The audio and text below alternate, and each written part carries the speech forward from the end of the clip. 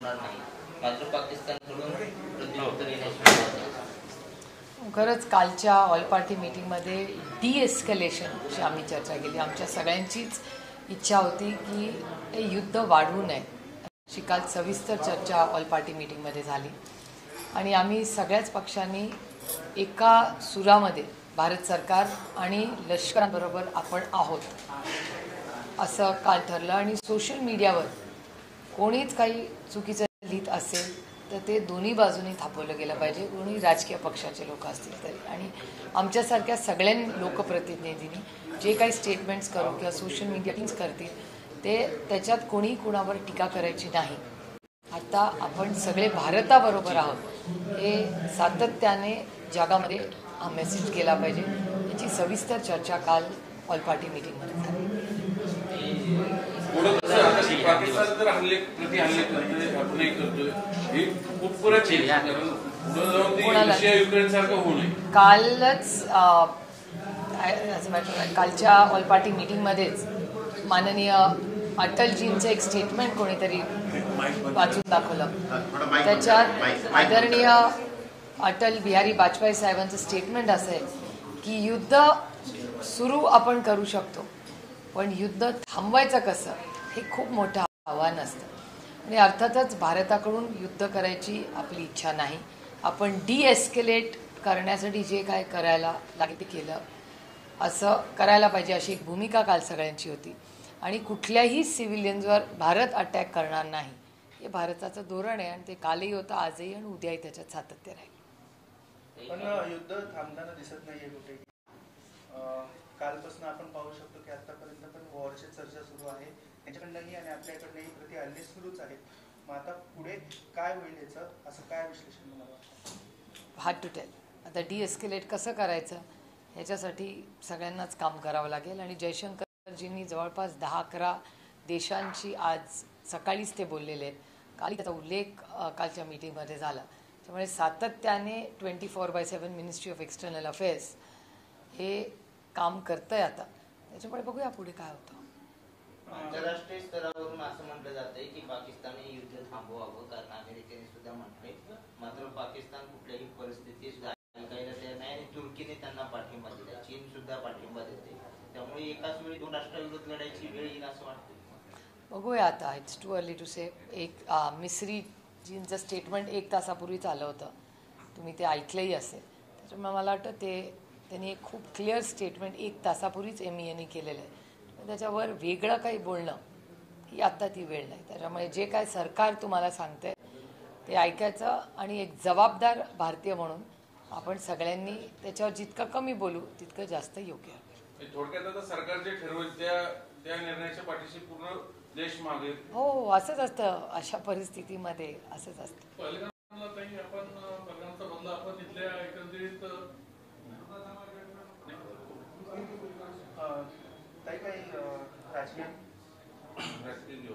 त्याआधी आता शेवट मी एक सर्वपक्षीय नेते म्हणून युद्ध पुढे चालावं थांबवावं एक शेवटी काय नाही. आम्ही काल विनंती केली सरकारला की डिएस्केलेट कसं करता येईल ह्याच्यासाठी भारताने प्रयत्न केले पाहिजेत. कारण का कुठल्याही युद्धामध्ये हे एक आपण बघतो की त्याच्यात गरीब कष्ट करणारे, आज तुम्ही व्हिडिओज पाहिले असतील, तो एक व्हिडिओ आज फिरतोय जो माझ्याकडे आला आहे की एक 10 लोक असे दाखवले जे आपापल्या घरातमध्ये युवक आणि युवती त्यांना कोण आरती करून पाहतंय, कोण लगेचची पूजा करतंय, कोण रेल्वे स्टेशनला त्यांना सोडायला जात आहे. आणि भारत सरकारकडून पण आलं की जे सुट्टीवर आहेत त्यांना सगळ्यांना परत बोलवलं गेलं. त्यामुळे खूप इमोशनल ही वेळ आहे आणि कुठल्याही युद्धामध्ये दोन्ही बाजूने खूप लोकांचा जीव आपण गमावतो. त्याच्यामुळे ह्याच्यात डिएस्केलेट कसं करता येईल आणि चर्चेतून जर काही मार्ग निघत असेल तर तो करण्याचा प्रयत्न भारत सरकार करेल असं कालही आम्हाला सांगण्यात आलं. आणि आमचंही सगळ्यांचं तेच मत होतं की डिएस्केलेट कसं होईल ह्याच्यासाठी आपण सगळ्यांनीच मिळून प्रयत्न केले पाहिजेत. कारण काल स्टुडंट्सचे इश्यू आहेत. म्हणजे काल रात्री मी 2 वाजेपर्यंत एवढ्यासाठीच जागी होते की पंजाबमध्ये अनेक बारामती लोकसभा मतदारसंघातली आणि पुणे जिल्ह्यातली मुलं आहेत. ती मुलं सातत्याने फोन करत होती की आम्हाला घरी यायचं आहे. तर ते सगळं कोऑर्डिनेशन तिथल्या सरकारशी बोलून ती मुलं घरी परत कशी, आता ती मुलं दिल्लीला पोहोचले दिल्लीवरनं ट्रेनमधून त्यांना आपण पुण्याला आणणार आहोत. त्यामुळे असे खूप लोक कुठे कुठे अडकलेत. आज मला बरीचशी मुलं अशी आहेत जी UPSC ॲस्पिरंट्स आहेत, त्यांची परीक्षा आहे 25ला, ते सगळे दिल्लीमध्ये. ते कन्फ्यूज आहेत की दिल्लीत राहायचं का घरी परत जायचं. त्याच्यामुळे ह्या स्टुडंट्समध्ये खूप अनरेस्ट आहे. मुलं घरी आईवडील चिंतेमध्ये, तिथे मुलं काय करायचं हे मुलांना समजत नाही. त्याच्यामुळे खूप अनरेस्ट आहे. त्याच्यामुळे आपल्याला सगळ्यांना जितकी मुलं घरी येतील त्यांना मदत करता येईल किंवा जिथे आहेत तिथे सुरक्षित कशी राहतील याच्यासाठी आपण सगळ्यांनीच प्रयत्न केले पाहिजे. भविष्यात पुन्हा काही 2-3 दिवसात ऑल पार्टी मीटिंग काही सरकारकडनं तसं आता तर कालच तर झाली आहे. त्याच्यामुळे 2-4 दिवस तर काय होईल, अगदीच एस्केलेट झालं तर बघूया. आपण एअरलाईन्स इतके आज पुण्यातून पण मला वाटतं 18 का 19 फ्लाईट्स कॅन्सल झाल्या आहेत. त्यामुळे तो एक खूप म्हणजे फ्लाईट्स कॅन्सल होत आहेत. एअरपोर्ट्स जास्ती आज बंद झाले. त्यामुळे ह्या सगळ्या प्रिकॉशनरी मेजर्स, आज मुंबईमध्ये पण एअरस्पेस थोडा वेळ बंद होती असं ऐकलं. आता खरं खोटं मला माहिती नाही, कारण इतके न्यूज फिरत आहेत.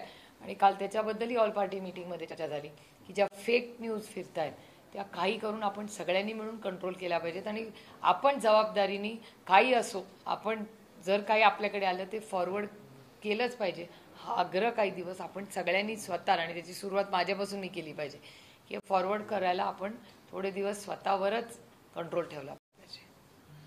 ताई, राजकीय प्रश्न असा आहे की आज दुपारी तुम्ही साताऱ्यात म्हणलं आहे की दोन्ही राष्ट्रवादी एकत्र येतील, यावरती मी माहिती घेऊन बोलेल. याबाबत आपण माहिती घेतली आहे का आणि काय? माझी अजून कोणाची भेटच नाही झाली, कारण का काल रात्री मी उशिरा दिल्लीवरनं आले. कारण का माझी ऑल पार्टी मीटिंग होती, त्याच्यानंतर इन्कम टॅक्सची सिलेक्ट कमिटीची जी मीटिंग होती ती संपून फ्लाईट करून मला यायला उशीर झाला. आणि सकाळी 6 वाजता मी साताऱ्याला गेले. सातारा गेल्यावर नंतर रयत शिक्षण संस्थेचा कार्यक्रम होता. मग भटक्या विमुक्त समाजाचा जी संस्था आहे लक्ष्मण माने साहेबांची, तो कार्यक्रम होता. तिथून आदरणीय पवारसाहेब बारामतीला गेले आणि मी ह्या कार्यक्रमासाठी पुण्याला आले. त्याच्यामुळे माझे कुणाशीच बोलणं झालंच नाही. आणि त्यातून माझा कालपासून सगळा वेळ ही जी मुलं पंजाबमध्ये किंवा दिल्लीमध्ये त्यांचं कोऑर्डिनेशन, काही आज भिगवणला आमचे एक सचिन भाऊ म्हणून फॅमिली आहे, त्या सगळी फॅमिली सचिन भाऊंची ती सगळी कुलू मनालीला गेली. आता कुलू मनालीवरनं त्यांना दिल्लीला आणणं आणि दिल्लीवरनं मुंबईला आणणं, तर हे सगळं कोऑर्डिनेशन त्या सगळ्या मुलींचा ग्रुप गेला. त्यामुळे काल आणि आजमध्ये माझा जास्त वेळ हा रेल्वे आणि एअर इंडिया किंवा एअरपोर्ट्स ऑथॉरिटीबरोबर कोऑर्डिनेट करण्यातच जातो. निर्णय तुम्ही घ्यायचा आहे. शेवटी साहेबांनी चेंडू तुमच्या कोर्टात टाकलेला आहे. तुम्हाला ऑब्व्हियसली त्याला वेळ लागेल, कारण दादाही बोलले नाही, तुम्ही अजून ती भूमिकेत गेलेले दिसत नाहीये. पण कार्यकर्ते मात्र आम्हाला तुमच्या आजूबाजूला बसलेले दिसते दोन्ही गटातले. त्यांनी तयार केली. हे नेहमीच असतात, हे पण नेहमीच असतात. हे सगळे जे आत्ता आहेत ना हे, आणि मी तुम्हाला एक सांगते, माझ्या लोकसभा मतदारसंघाचं उदाहरण तुम्ही असं कॉमनॅलिटी म्हणून बघू नका. कारण का आम्ही एक कुटुंब म्हणून गेले अनेक वर्ष काम करतोय. आम्ही लग्न कार्यात सगळीकडे 2.5 वर्षात पण भेटलेलो आहोत, प्रचारात पण भेटलेलो आहोत, लोकसभेच्या प्रचारात पण भेटलेलो आहोत. तेव्हा पण आम्ही एकमेकाशी अतिशय प्रेमाने आदराने भेटलोय. कारण आणि हे मी माझ्याबद्दल नाही, काल मुरली अण्णांनी मी एकत्र आणत दिल्लीवर. पण मुरली अण्णांना मी काय फार वर्ष ओळखते असं नाही, पण गेल्या 1.5-2 वर्षामध्ये किती 1 वर्ष झालं असेल एक सरकार, माझी त्यांची चांगली ओळख झाली. अनेक वेळा पुण्याच्या फ्लाईटवर जायची याची वेळ होते, पार्लमेंटच्या गप्पा होतात, बिल्सवर चर्चा होते. त्यांच्या जे सिव्हिल एव्हिएशनची बिलं आत्तापर्यंत आली त्या प्रत्येक बिलावर मी स्वतः बोललेले. त्याच्यामुळे अनेक वेळा संबंध येतात. आणि राजकीय मतभेद एका सशक्त लोकशाहीमध्ये असलेच पाहिजेत. ते मनभेद असता कामा नये. आणि आमच्या ह्या सगळ्या ग्रुपमध्ये कधी मनभेद नव्हतेच, कोणी कुठे असलं तरी. असं म्हणाले की 4 आमदार होते सोलापूर जिल्ह्यातले, ज्यांनी जयंत पाटलांना सांगितलेलं होते की आमची भूमिका आहे की अजित पवारांसोबत जावं आणि तुम्ही साहेबांच्या कानावर घालणं. साहेबांनी काल असं म्हटले की जयंत पाटील सुद्धा निर्णय घेतील आणि तुम्ही सुद्धा घ्या. म्हणजे तुम्ही दोघे जे पुढे पक्ष चालणार आहे, कारण यापुढे मी राजकारणात नसणार आहे, निवडणूक लढवणार नाही, त्यामुळे त्याचा निर्णय कोण घेणार आहे? कारण जी आमदारातली अस्वस्थता आहे ते स्वतः एक आमदार असणाऱ्याने बोलून दाखवलेली आहे सोलापूर. शक्य असेल, मला नाही माहिती आमदारांचं, कारण का मी ते कोऑर्डिनेशन करते. खासदारांचं कोऑर्डिनेशन माझ्याकडे असतं आणि 8च्या 8 खासदार जे निर्णय घेतील तो एकत्र घेतील. आता आमदारांचं काय कोऑर्डिनेशन, आता बोलणं नाही झालं ना, आधी लग्न कोंडाण्याचं. तेव्हा अर्थातच युद्ध आता जे चाललंय ती परिस्थिती, मुलांना परत आणणं जास्त महत्त्वाचं का आम्ही आमचं बघणं महत्त्वाचं. तर ऑब्व्हियसली पुढचे 8-10 दिवस हे पहिलं सगळं भारताचा इश्यू, आधी देश, मग राज्य, मग पक्ष आणि मग कुटुंब, त्याच्यामुळे इन दिस ऑर्डर पहिला देश. त्याच्यामुळे आता ऑन हाय प्रायोरिटी प्रत्येक भारतीय सुरक्षित आहे, जो बाहेर आहे कुठल्या दुसऱ्या राज्यात आहे, ते सगळं कोऑर्डिनेशन पहिलं केलं पाहिजे. आणि जो काय पक्षाचा निर्णय असेल, आता आमदारांचं माझं काही वैयक्तिक कोणाशीच बोलणं झालेलं नाही, त्याच्यामुळे उत्तमजी काय बोलले याची मला माहिती नाही. पण जे काय कोऑर्डिनेशन असेल ते पुढच्या काही दिवसामध्ये जसा ह्या सगळा क्रायसिस संपेल त्याच्यानंतरच चर्चा होईल. खासदारांची काय भूमिका आहे तुमच्यासोबत? आम्ही सगळे एकच आहोत. आपल्यासोबतच आहेत. आम्ही सगळे 8 खासदार टचवूड, आमचं कामही चाललंय, आमची टीमही चांगली आहे आणि एक हाय परफॉर्मिंग टीम म्हणून आमच्याकडे बघितलं जातं दिल्लीमध्ये. आणि सगळ्यांची भाषा अतिशय उत्तम होतात, सगळे पार्टिसिपेटही करतात, सगळे कमिटी मिटिंग्सलाही फुल अटेंड करतात. त्याच्यामुळे तुम्ही जर 8ही राष्ट्रवादी काँग्रेस पक्षाच्या खासदारांचा परफॉर्मन्स बघितला, इट इज जर कोण आहे तर ते बजरंग अप्पा सोनवणे. आता ट्रेनचा पण फॉलोअप रेग्युलर, तुम्ही त्यांचा सगळ्यांचे सोशल मीडियाचे हे बघा, मग म्हणजे रेल्वे सगळ्या इन्फ्रास्ट्रक्चरच्या मध्ये ते सगळीकडे रेग्युलरली मीटिंग्स घेत असतात. प्लस मोबाईलचे टावर्स, मी मागच्याच आठवड्यात बघितलं बजरंग अप्पा सोनवणे आणि निलेश लंकेंनी मोठी जम्बो मीटिंग घेतली. मी बघितलं कसली मीटिंग घेते दोघं, तर त्यांनी IT ची मीटिंग घेतली होती आणि सगळे मोबाईल्स आणि त्या सगळ्याची. त्यामुळे ते अतिशय ॲक्टिव्ह, ही 7 जण are most wonderful asset to the parliament. म्हणजे आम्ही एकत्र काम करतो म्हणून नाही, विषयच नाही. राष्ट्रवादीचे सगळे पदाधिकारी आम्ही 8 खासदार, फक्त आता भूमिका घेण्याचं आहे. 8 खासदार जे करू, आम्ही 8 खासदार जे करू ते एकत्र करू. यापूर्वीही त्यांना फोडायचा प्रयत्न झाला होता, अशा प्रकारच्या बातम्या देखील पुढे आल्या होत्या. बातम्या येत राहतात. थोडी होण्यापेक्षा सत्तेसोबत गेलेलं काय वाईट? 8 खासदार, विचार येतोय तुमच्या पक्षात? 8 नाही, मला माहिती नाही, मी तुमच्याचकडून ऐकते. 8 खासदार हे एकत्र आहेत, त्याच्यात काही बदल नाही. आम्ही जो निर्णय घेऊ तो 8 जण एकत्र घेऊ. ताई, तुम्ही मुरलीधर मोहोळचा उल्लेख केला. त्यांनी आज एक ट्विट केलं की जेव्हा देशात मजबूत सरकार असतं तेव्हा काय होतं, आणि काँग्रेसच्या काळात झालेला मुंबईचा बॉम्बस्फोट किंवा दिल्ली साखळी स्फोट असं ट्विट आहे त्यांचं, आणि आता झालेला म्हणजे स्ट्राईक, एकीकडे सर्वपक्षीय बैठकीत निर्णय होते की आता ह्याचं उत्तर मला नाही विचारायचं, हे मुरली अण्णांना विचारायचं. कारण का काल अमित शहाजी स्वतः आणि राजनाथ सिंगजींनी स्वतः आम्हाला सांगितलंय की दोन्ही बाजूनी, ना विरोधी ना सत्तेतले, कोणीही एकामेकाला काहीही पुढचे काही दिवस बोलणे के लिए हमके बात भी बहुत है, पण आता नाही बोलणार. आता मी तर 15-20 दिवस जोपर्यंत सेटल होत नाही, मी काहीही सरकारच्या विरोधात बोलणार नाही. थेट प्रश्न, तुम्ही किती वेळ घेणार आहात साहेबांनी दिलेल्या सूचनेचा निर्णय घ्यायला? एक तर मला साहेबांना भेटायला लागेल, त्यांनी काय प्रेसला सांगितले मला तर समजून घ्यायला लागेल. त्याच्यामुळे ते तुमच्याशी बोललेत, माझ्याशी कोणच बोललेलं नाही. त्याच्यामुळे आता माझी आणि त्यांची भेट जेव्हा होईल, कारण का ते आता बारामतीला गेलेत, मी इथे, मग मी मुंबईला जाणार, मग मी बँगलोरला जाणार. आमची इन्कम टॅक्सची कमिटी मीटिंग चालली आहे, 1 नेशन 1 इलेक्शनची मीटिंग देहरादूनला चालली. त्यामुळे हे 1 नेशन 1 इलेक्शन आणि इन्कम टॅक्सचं एवढं काम चाललंय देशपातळीवर, प्लस हे युद्ध, प्लस मुलांचं काही कोऑर्डिनेशन सगळ्यात. त्यामुळे हे सगळं जेव्हा होईल, जेव्हा माझी आणि आदरणीय पवारसाहेब, माननीय जयंतराव या सगळ्यांची भेट होईल, त्या भेटीनंतरच काहीतरी चर्चा. साहेबांचे बोलणे असं एक जाणवलं की दोघांनी एकत्र, म्हणजे तुम्ही आणि दादांनी एकत्र बसून हा निर्णय घ्यावा, असं एक आम्हाला एक ध्वनीत झालं. तर दोन्ही एकत्र बसणार अश्विनी वैष्णव? नाही, आता तेही मुंबईला गेले, त्यांची काहीतरी हाय अलर्ट झालंय मुंबईमध्ये, त्याच्यासाठी त्यांनाही मुंबईला कुठल्या तरी मीटिंगला जायला लागलं. त्यामुळे पुढचे काही दिवस मी म्हणले बघितलं, देश पहिला, मग राज्य, मग पक्ष आणि मग कुटुंब. त्याच्यामुळे आत्ताही देशाची वेळ आहे, त्याच्यामुळे नो कॉम्प्रोमाइज ऑन दॅट.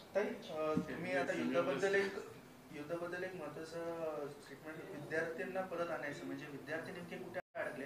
नाही, काही पंजाबमध्ये आहेत, काही दिल्लीमध्ये आहेत, वेगवेगळ्या राज्यांमध्ये मुलं शिकतात ना.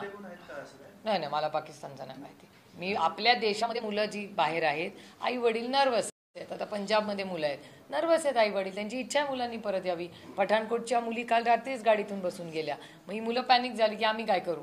म्हटलं करा, मग त्यांना एक टॅक्सी दिली. मी पंजाबच्या मुख्यमंत्र्यांशी बोलले, ते माझ्याच बरोबर खासदार होते, त्याच्यामुळे त्यांनी काल मदत केली कोऑर्डिनेशन करायला. आता अश्विनी वैष्णवांशी बोलले, ते रेल्वे करून मुलांना पाठवत आहेत होत्या. It's a team work. आपण ज्या आता सध्या परिसरात आहोत, त्या परिसरामध्ये नवले ब्रिज आहे आणि खरं तर वारंवार त्या ठिकाणी अपघात घडत असतात आणि आपण देखील त्याची अनेकदा पाहणी केलेली आहे. मात्र गेल्या आठवडाभरामध्ये त्या ठिकाणी 3 मृत्यू तांडव जे आहेत ते पाहायला मिळाले. एकाच दिवशी 3 अपघात झालेले. कसं बघता या सगळ्याकडे? अनेक तिथे स्पीड ब्रेकर देखील लावलेले आहे, मात्र तरी देखील आता अशा प्रकारे. खरं तर युवराज इथे बसले, विशाल, दीपक, आम्ही सगळेजणच गेले अनेक वर्ष रेग्युलर, म्हणजे मला वाटतं हे लोक तर वीकली फॉलोअप घेत असतील, मेटिक्युलस फॉलोअप होतो याचा.